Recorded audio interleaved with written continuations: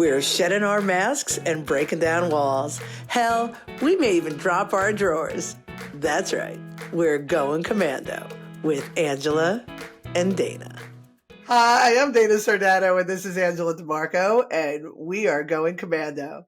Going Commando is a little show that Angela and I put together because the reality is we think we're funny, and but truly, it's because we truly believe that authenticity is really the core of our happiness, of our peace, of our freedom, and we do our best to live like that. And we're hoping by doing it on camera, we give you permission to do the same. So, with that said, we're at the beginning of a new season Season 5, season 5, and we are talking about Angela's book, Uniquely You, Update 52, and all of the concepts and all that goes into being an entrepreneur. But I don't want to say anything else about it because nobody speaks about Angela's brilliance or can truly connect with Angela's brilliance the way Angela can. So, Angela, I am giving you full permission. I am giving you full permission to S your own D because you got to come in and you're flexible. But anyway. Does that work? Has anybody mastered that? Has anybody really, truly, physically mastered S their own D? Listen, curious. I'm sure Google, one shot of Google, I'm sure that you'll get an eyeful. But I definitely don't want to see it. I definitely don't want to see it. That's something you can't unsee. No. That's like a naked grandmother for sure. Right, okay. So Angela, good morning. Oh my God. What are we? We're 17 seconds in. How you doing? Oh, happy Merry New Year. Merry New Year. Yes, it is January 1st, 2024. So happy New Year to everybody. So exciting. I think the whole planet now is officially entered the new year at this point. It is 10:20 a.m. Eastern. Yeah. So, and it is, as far as New Year resolutions go in my neck of the woods, it's go time. It's go time. And I know with New Year's, people are like, oh yeah, everybody does resolutions and gives up. No, this has been a buildup. This is like, I don't want to get into the energy of the planet and all that stuff, but for us, we have been working so hard to get to this point of just, pulling is this pulling the trigger? Is that what pulling the trigger looks like? I think that's pushing a button. It's pushing a button. Yeah. Anyway, it's good. Clearly you didn't take improv classes because this is how you use a phone. No, I remember I did take improv classes and they were like, you don't hold a phone like this. Hello. Oh my God, I love it. Okay, anyway, back to you and your brilliance and your D and your book. So go on, Ms. Angela. Tell us what we're going to do. All right. So we are going to be discussing my book. I'm going to pull it up on the screen, but here it is in all its glory, and we'll talk about it in a second. But I do want to really take a moment to think about this being the first day of this new year, because I think everybody feels it. Everybody feels it. And it's not about, I intend to go to the gym for the next 3 months so I have summer body. That's not what's going on here. Everybody feels a shift. I believe this to be true. And it could be positive, it could be negative. Wherever you are is what's going to happen. So this is, I'm a numbers girl. And 2024, if you add them together, equals 8. 8 is a number of abundance and just like go time, like Dana was talking about. So go time. It's fucking go time. So for people who are residing in a space right now that is overwhelm, grief, whatever it is, wherever you are, you're going to be receiving an abundance of that. So this could be good news, it could be bad news. I'm sorry to say, but this is so good for all the people that have been doing the work. Like you, like me, like all of our friends, like we have been crushing it. We've been working our asses off on ourselves, becoming the best versions of ourselves. And now this is when it grows exponentially. So if you're somebody who's not working on yourself, it's going to grow exponentially in that direction. So just, now's the time to get your shit together. Repent, the end is near. Yeah. So but it feels so different. It feels so good for us. This has been based on this book and what we're going to talk about. It's been 3 years, 3 years in the making to get to this point. And that's so cool. That's so fucking cool. Okay. So cool. Okay. So okay then. we're going to talk about, so this is called season 5 on purpose. We're talking about purpose. We're talking about finding what you want, like what lights up your soul and how to go after that without abandon. With reckless abandon. With reckless abandon. Thank you, editor-in-chief of Phenom Publishing. You're very welcome. It's go time. It's go time. So I wanted to kind of like just start with like the origin story of this book, mine and Dana's collaboration, all of that stuff, because it really is like this beautiful story. As some of you know who listen, on December 3rd, 2019, I lost a baby. His name was Joshua. And I was, at that time, I had everything.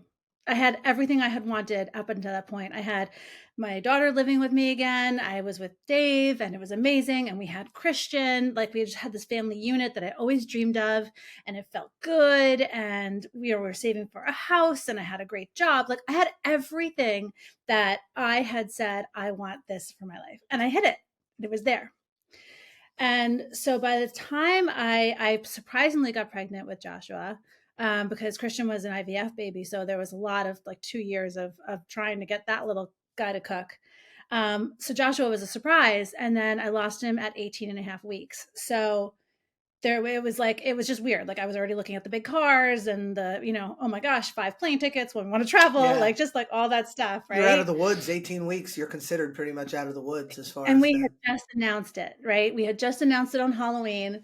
And I had my cute little boo shirt with my cute little boo thing. And then the last thing, well, I had like a little. Because this is very important. This is crucial to the story. I'm reliving. I'm origin storying here. Stop it. Maybe there's some clearly unrepressed trauma. I don't know. I know. That's what I'm hearing. It was a boo shirt. It was a little to the right. I like it better to the left. But I'm sorry. Please tell your story. Little levity. That's all. Go on. This is the brilliance. So anyway, so I had just announced it and we lost the baby December 3rd. And the last thing I wanted was my entire Facebook verse to ask me how I was doing along my pregnancy. Yeah. So I posted a beautiful saying, and it's in the front of this book, and I'll explain that in a second. I posted a beautiful saying and I just said, we're heartbroken. This is what happened. Basically, leave me alone. Just don't talk to me. Like, I got to deal with this. And a lot of women reached out to me. So many women, including Dana, private messages or comments on the thing, like calling me, that had experienced the same thing. And it's just something nobody talks about. Nobody really talks about having a miscarriage. Nobody talks about the pain of losing a baby and a family ideal shattering. Nobody talks about that stuff. And so with my wanting to curb people asking me about the baby, I wound up getting this wealth of support, like a wealth of support. And so Dana had reached out to me, and do you mind if I share? Do you think? Okay. Yeah. Because I'm keeping secrets now. Well, it's yours. This is yours. Yeah, no, please tell the story. Actually, why don't you tell? Because we weren't like, so Dana and I were in college together. She's my pledge mom, my sorority in 1992. We lost touch over the years. Facebooked a little bit, like reconnected. I did my 9th step. I'm so sorry. I was an alcoholic. You're like, what the fuck are you talking about? Yeah. So way back, when did you start the steps? 2010, like I would say 2012-ish. Yeah, somewhere around there. I got the, hey, I'm sorry I was an asshole in college. And I was like, dude, you were always awesome. Don't sweat it, whatever. And then that was that. So now we're aware of each other on Facebook, right? But that's it. And then I saw Angela's news, and it's funny because, like I'm a bit of a dick, you know what I mean? Like I don't get all involved in the thoughts and prayers and everybody else's business. It's just not for me. But something about Angela's story touched me in such a way. I did have a miscarriage, but it was very, very early on, and it didn't affect it. I mean, it was disappointing, obviously, and painful. But when I was pregnant with Nala, I was pregnant. I was having twins. And somewhere it wasn't 18 weeks, but it was long enough. It was somewhere, I think in like the 4th month that I found out that I was losing the twin, and I was devastated. Was devastated. I don't talk about it much, probably because it was so devastating, but I was devastated. So when I heard Angela's story, I was so taken that I reached out to her and just was like, listen, I feel your pain, whatever, you've got support and all that stuff. And so then it brought us another hair closer. Yeah, but it was still, like at that. Yeah, it was like back and forth, Yeah. And it was like in that moment. At that point, you were a full-on artist, right? So I was like, I saw all your work. I saw the gallery. I saw like all the stuff that you were doing. And that's right. I know the gallery 2019. I was just to open the gallery. Yeah, so you were like all about your art. Yeah. And so, okay, so Joshua was December 3rd. Rolling into like once you get, there's like a side of grief that you get to, like the day, like I couldn't get out of bed to fold in the laundry, to going back to work and whatever. So I was on the other side of grief, but I was still devastated. But I was like, there had to have been a purpose. There had to have been a purpose to this experience for me. Like I believe every moment has an experience, a reason. Joshua was healthy. I was healthy. It was just like a fluke thing. So I embarked on like this spiritual journey, to kind of figure out what that was. How can I connect with him? How can I talk to him? My Aaron Dowdy and my Victor Odo and, all my little like, cute gurus that I used to listen to. And while I was doing that and I was connecting with Joshua in a way that I was trying, the best I could, I didn't realize that I was actually connecting with him. But we used to play numbers games, like on license plates. I would say 2244, be like, where's 33? And then 33 would show up. I'm like, good job, kid. Like we have weird games. I don't know. But so I was looking for a way to honor my baby. Like they gave me ashes. I have a box full of stuff. Yeah. I was like, what do I do with this? Right. Yeah. And so I had an idea for a painting, so I reached out to Dana to commission the painting, which is behind me for those of you who are watching. And that was the summer of 2020.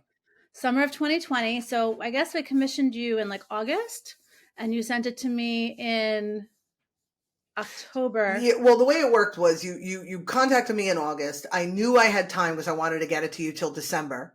Or by December, but I wound up, once I got involved in it, like, I spit that baby out. Oh, yeah. Forgive me. Forgive me.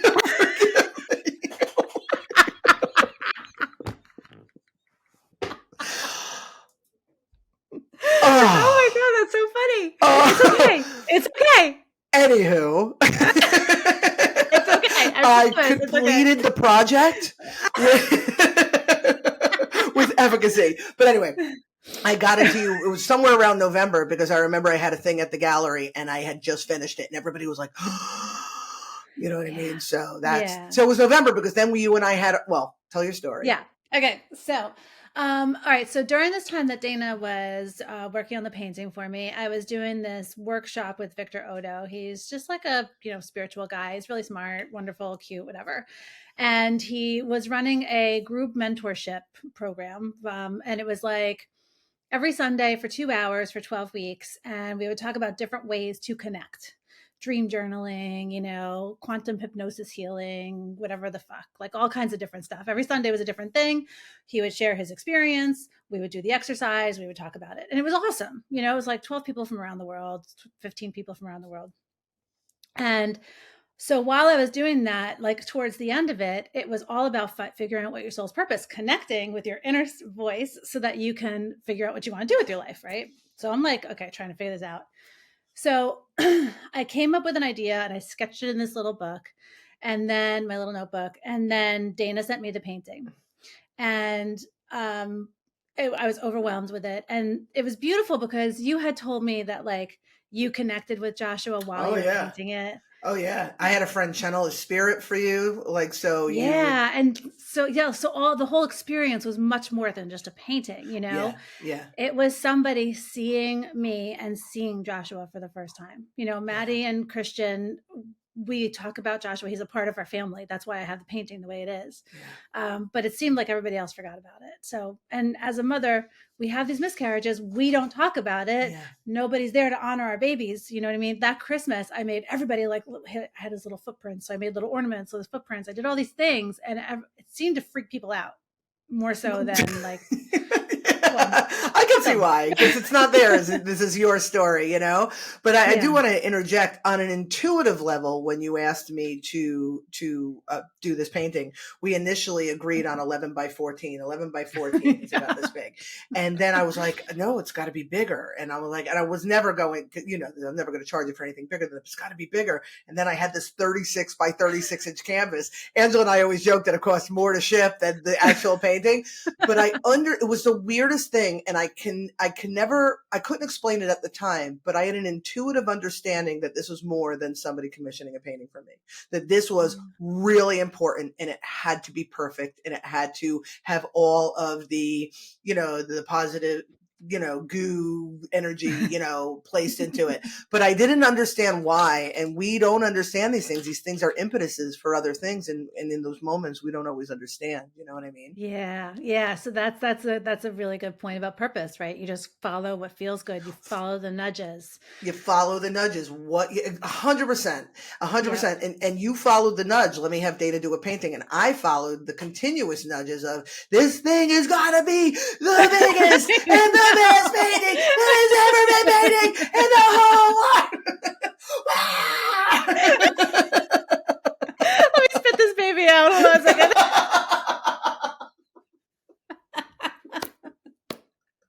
Okay. Anywho. Whoa, guys.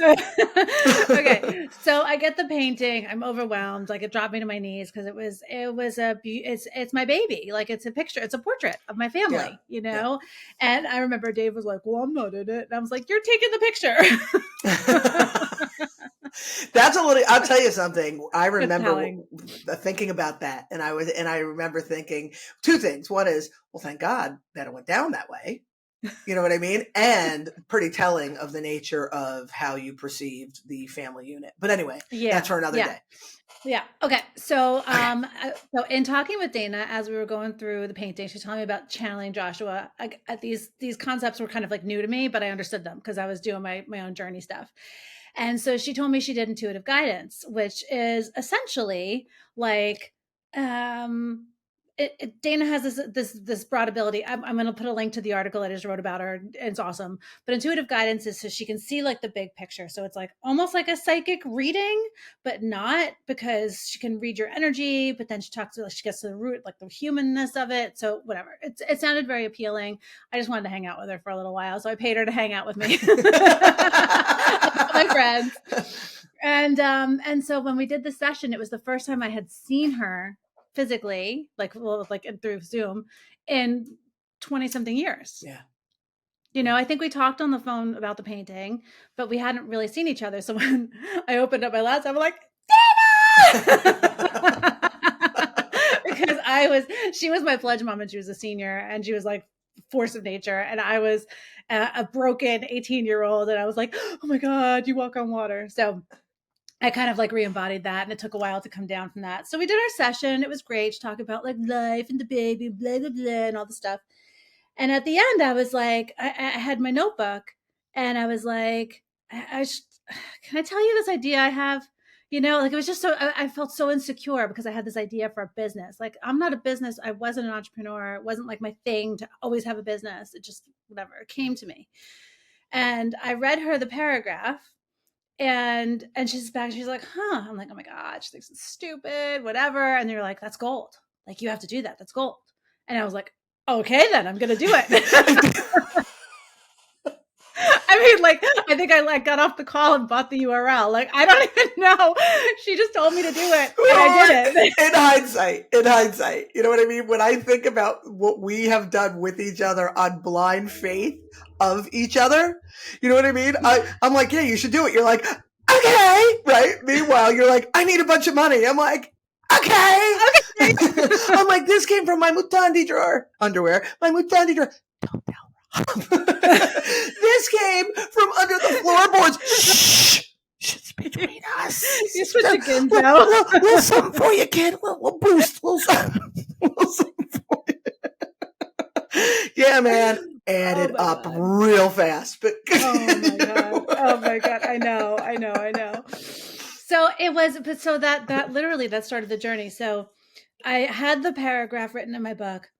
Maddie had a knee surgery. So this was like COVID. Like this is like total COVID time, right? So I'm wearing that N95 mask that like squishes your face and leaves lines for days. And I'm sitting there, and so obviously I'm not going to just drop my kid off to get surgery, but I'm sitting there for 3 hours with this fucking thing on my face. And I just wrote out the entire business model in this notebook, like wrote it out. I'm like, who am I? I don't know how to do this stuff. But just to be clear, you lost Joshua December of 2019. You and I had the conversation. We'll call it December 2020 because it was somewhere around November, December. But a year later, we had the conversation. So I just want people to understand the timeline. Okay. Yeah. So by the end of December 31st of 2020, I had bought the URL, incorporated the LLC, opened a bank account. I did all the things. I designed a one pager on Squarespace. I had an email address. Like I had everything that's like, I'm a legit business. And it just like, I just did it. Like I just took the little pieces and it just started to exist. So now we come to what the book is all about. So the book opens with all that. So you can just skip to the first page if you want. But really, so I never intended to actually like write a book. This is not written as a novel. It's a unique style. So around, I started to talk to people about these ideas. I started to like connect with people, ask for business mentors, things like that. And in early January, I had kind of amassed like 20 people, I would say. There was like 20 of us, some from Victor Oto's group, and some of your friends came on board, some old family members, like some family members connected. So I had like 18 to 20 people that I was sending an email to. And I started to just send accountability emails to say like, okay, guys, thank you for your interest, appreciate it. It's much more eloquent, but like, here's what's happening. And these are for me. These are for me to stay accountable. Update one. Update two. Number one, update number two. And so this book is a compilation of emails for the whole first year. So January, it was like a year and a half. So January-ish, I started sending a weekly email. And then the list grew from 20 to 50 to 100 to 300. By the time the book ended, I had like 352 people that were all just people, word of mouth. It wasn't about, I didn't do any marketing. It was not about advertising. It was like whatever I connected with on Facebook and friends of friends. And that was it. So it was not like a paid for list. It was just people who were really engaged with us. And so the emails, basically they start out with me like, oh my God, we're going to change the world. You guys are amazing. Yay. I'm going to go, take out a 401k plan for everybody. Buy medical insurance. Tell them about my role, what my role was versus what happened. You freaking sorceress. So I had a full-time job while I'm doing all of this, right? Yeah. I had a full-time job during all of this. I was a director of marketing for a manufacturing company. Really, really good job, good hours. They were awesome, especially when like losing the baby. Like they were really there for me and very, very supportive. Nice Italian family. And I would just work on this on the side. Maybe on a lunch break, I would take a meeting or something, but it wasn't anything that was pressing. So Dana was just like, I would like send her the business plan and she would just look at it and write it. But she was really like a consigliere kind of person. And she Dana owned a gallery that was thriving. Dana was doing her thing and was like, sure, I'll be an ear for you.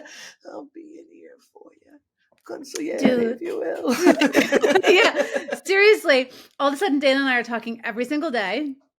And she's doing tarot card readings for me and having dreams about me and like up my ass, getting my shit in gear because I needed her to help me become this person that I am today. Like she had to, it would have been a very slow trajectory otherwise. I'm sure I would have wound up somewhere along this path, but it really was like I needed a kick in the ass. I needed someone to help me because I had nobody in my life who was telling me, like, who was acting as a positive mirror for me. They were all just, I was like, oh my I'll God. do it. Oh my God. Like, you're like, I guess this is my role. So Dana became my consigliere, and she started to hint at that she might be able to give me some money, as she's already, implied.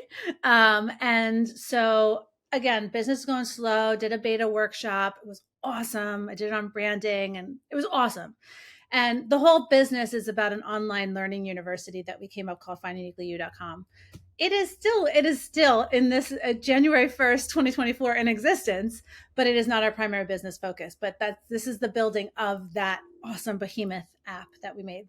Anyway, so over the course of that year, 2020, I vetted developers just in case. I was like, I'm going to get, oh my God, this is how green I was. So all of you people who do VC investing, I had a pitch book that was like 18 pages, single line about the whole business plan. Here's all my business model. I mean, I did everything.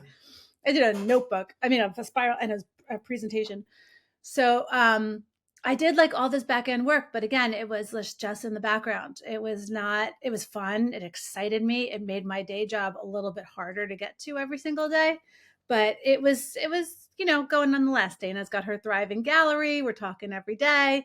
All of a sudden, Dana's saying like, she put the, bug in Rob's ear, and by July, I went down with my family to visit, and Dana wrote me a big fat check of all of her monies. Well, that wasn't the Mutandi money. That was all of my monies. And then there was, okay, here's really all of my monies. It was like, here's the monies that the public monies. Here's the private money. Something for you. Wait.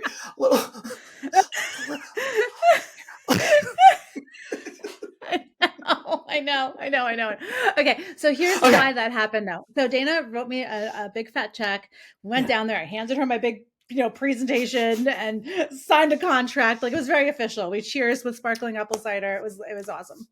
And so still the money was sitting in the bank because I had a number that I needed to reach before I could do anything, right?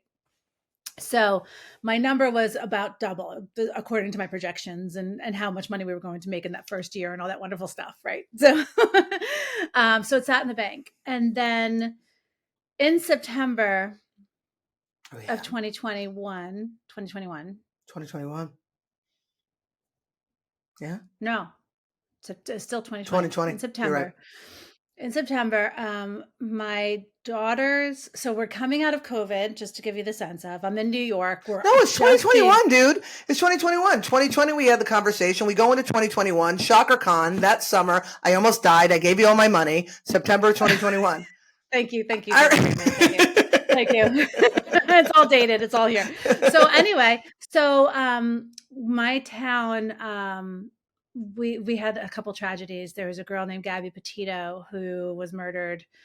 She was from our town. And then a couple days later, my daughter's best friend's brother, who was a ninth grader, committed suicide or died by suicide. And it was just all of a sudden the pull became too much to not do this business, because this business was about joy and celebration and community and bringing people together in a world where everybody was not, you know what I mean? Like, we were all so pulled apart. Everybody didn't know what the fuck was going on. COVID just rocked everybody's world. Yeah. And then Dana was like, all right, where can I pull some from? What do you need? What will it take to get this done? Yeah. So, yeah, that is how that went down. Yeah. So she gave me more of her monies, and then Dave and I bought a house, and we moved in. I think we closed October 8th of 2021. Probably 2 weeks later, because now my 6-figure job, we didn't need it for the mortgage. We got the house, we got it. So I had all of Dana's monies, and I said to my husband, I've got to quit. I've got to do this full time. I've got some monies I can use. May not have used them appropriately, but I had the monies. And at that point, Dana shifted from being a consigliere and just like a little thing. She became the creator of the curriculum. Like, so, because that's her education. And I'm building an online learning thing. This is how it goes. I'm building an online learning school. Like, I call it a university, like kindergarten for adults. I have no idea about educational structures, no idea how I'm going to train these instructors, but I just built the business anyway. And then Dana was like, oh yeah, I'll do that for you. I'm like, yeah. Like, it was like, kind of like, Okay. I was like, good, because I don't know what I would have done otherwise. Like, Yeah. it was just, you were there.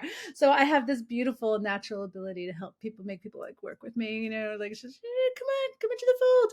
So all of a sudden Dana's now my partner. Dana's like, well, we were kind of skipping, like there were other people involved. Kristen was involved. There were some other people. And I, just for the sake of, I think, brevity, you know what I mean? Like, we had all these people, and then as they all kind of fell off and the roles started to become clear, next thing I know, I'm like, dude, I'm her fucking business partner. We went out to dinner. I had one glass of wine. Next thing I know, I'm naked. I don't know what happened. Yeah, so you'll have to read the book. Anyway, so just about the book, they're all a compilation of emails up to the day that we launched, the last email that I launched. So I went from sending emails out of my Gmail, 51 of them, and then I took a break to build the business. I quit the job, built the business, and I said, when you guys see update number 52, that means it's go time. It's go time. So this is all the way up to our launch. And yeah, it goes from like me making all my rookie mistakes and being very like plastic-y, like everything's amazing when it really wasn't, to me getting really real with myself. And then when I had nothing about the business to talk about, I started to get into my personal stuff. And if you read my newsletters or know anything about the way I communicate, all of it's in there. So my personal growth and development, and it's all led by Joshua. So Joshua from the painting. Joshua's been our little beacon, and I'm really excited to talk about, different concepts this season about like finding your purpose, finding your people, getting started, all that kind of stuff we're going to cover. Very cool. I just have to, because, always where my perspective is, the book is, again, about your personal growth while creating this business. But from my end, the way I see the world and the importance of personal growth, the importance of the core, the importance of the foundation, Dana's a broken record. But to see how the business evolved and then evolved into offshoots, that's not in the book, but evolved into offshoots. And then as you evolve and the more you became this better, stronger, greatest version of yourself, the more clarity you got, the more value you produced, the more beautiful your creativity was. And it's really like, I'll make fun of you and like, we'll, crack wise and all that. But it was such an honor to not only be in the sidelines, but to, you'd like come over, you'd be like, cut me, Mick. And I'm like, I cut you. And I like squirt some water on your face and throw you back in. Seriously. Well, this is a story of like how our friendship, we're not just business partners, but this is a story of how two people who just absolutely love each other unconditionally and support each other and just share a vision that can too. be created. Yeah. Because you can have friends that you're going to business with, right? But we started out as like acquaintances that became business partners that are now like inseparable. Like, you're practically my sister. And it's really cool to watch our relationship evolve over time. Our ups and downs are in the book. So, this is as much a testament to me starting a business as opposed to, and you're an entrepreneur, freaking. Yeah. What do you think? I was like giving you my money. It wasn't a gift. No, my mutandi is bare. But I'm realizing as we're closing things up, my wheel is already over there. So entertain everybody. Okay. I don't know how to entertain you guys. Oh, she's getting the wheel. Okay, so we have our sign off wheel because we couldn't. Oh, by the way, before we get into sign off wheel, I'm going to put a link right here. How you can get the book. It's available on Amazon. If you want to get it, read along. I want to point out real quick that we just had somebody reach out to us. His name's Mark Wareham, and he watches our show. So Mark, shout out to you. But I want to let you guys know how much that meant to us that Mark reached out to us, and that like he watches us and is a part of it. Now he's like one of our pals. because that's what happens. Dana and I are like, okay, love you too. I'm like, you're my best friend. You didn't know that? We're best friends now. Did we just become best friends? But so it's really, it means so much to us. If you guys, if you're somebody's watching and you don't like comment or like or whatever, like please do, because one, it helps us get our reach out. But two, it's really cool to know that we're not just talking to ourselves and like 3 other people. It means a lot that we can connect with people. Like we're, you know, we're here, you know, comment. We're on LinkedIn. We're all over the place. So let's really like enjoy each other, because if you connect with us, that means you're our people. By the way, we clearly can turn people off. I know I have. my soon-to-be ex is like, I can't freaking listen to your voice. I'm like, okay. The cool thing about this guy, Marco, is I didn't even know he existed. Like, it wasn't like somebody that like is in our periphery. Like I didn't even know he existed. And then all of a sudden it's like, you guys are great. Keep doing it. And I was like, oh, I love you too. I know, because really, we just want to connect. Yeah. And he's awesome. It's not just because he likes us, you know, that's a definite win, but he's funny and he's like a cool guy. And now he's like in our sphere of influence and he makes donuts. So Dana's happy. Rob's happy. He's also in driving distance from me. BTW. But that's the thing. Like we love connecting with people who are like us. And there are you out there. You are out there. If you're listening, you're like, seriously, you're one. If you're still listening, like if you're still listening or still watching, you're our people. So call me. This is not how you make a phone. Don't answer the phone like this. Okay. All right. So with that said, thank you for joining. I'm super excited for this whole season. Dana's going to spin our sign off wheel, and wherever it lands, that's it. That's it. We added one slot. But we added one slot. We added the DJ sign off because Angela has proven to be. And just so because I'm not clearly dope. You ready? Enough. Okay.